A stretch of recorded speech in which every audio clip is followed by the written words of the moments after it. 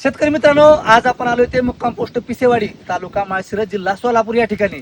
या गावचे प्रगतशील शेतकरी आहेत आमचे मित्र विश्वजित राजकर साहेब. त्यांच्या प्लॉटवरच आपण आलोय. या ठिकाणी 12.5 HP ची मोटर आहे आणि या ठिकाणी काय केलंय तर आपण एक 13 एकर क्षेत्र या ठिकाणावर भिजवतोय. 2 मोटरीचं जोडण्याचं अटॅचमेंट पण आपण या ठिकाणी करून घेतलंय. त्यानंतर पुढे आपण जो काय 50 मीटर क्यूबचं 2 फिल्टर आहेत तर ते या ठिकाणी बसवलेत. त्याच्या पुढे आपण काय केलंय तर व्हेंचुरी बसवली आणि त्याच्या पुढे आपण स्क्रीन फिल्टरच्या ऐवजी आपण या ठिकाणी डिक्स फिल्टर बसवल्यात. आता विषय काय राहतो, बऱ्याच शेतकरी बांधवांच्या कमेंट आल्या मला की खर्च एवढा केल्यानं शेती परवडते का.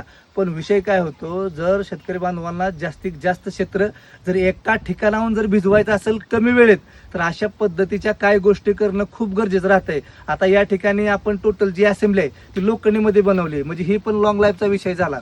काय होतं, जर PVC मध्ये पण बनवता आली असती पण PVC मध्ये जशी लोखंडी टिकती तशी PVC मध्ये टिकत नाही. तर शेतकरी बांधवांनो, तुम्ही जरी काय नव्यानं काय गोष्टी करत असाल तर योग्य पद्धतीनं योग्य मार्गदर्शकांचा सल्ला घेऊन करा, जेणेकरून तुम्हाला भविष्यात तोटा होणार नाही. आणि राहिला विषय फिल्टरचा, तर फिल्टरचा विषय काय राहतो, जो 50 मीटर क्यूबचा फिल्टर आहे त्याला 7.5 HP 10 HP पर्यंत पण मोटर चालते.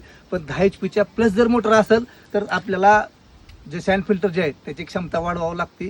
2 फिल्टर या ठिकाणी टाकल्यामुळं मोटारीला लोड येत नाही, पुढे पाण्याला लोड येत नाही. मुळे काय होतं, जे आपली ड्रिप सिस्टीम आहे ती लवकर चॉकअप होत नाही. तर तुम्ही काय गोष्टी नव्यानं करत असाल तर अशा पद्धतीने योग्य मार्गदर्शकांचा सल्ला करून घ्या, त्यामुळे फायदा हा तुम्हाला 100% होईल.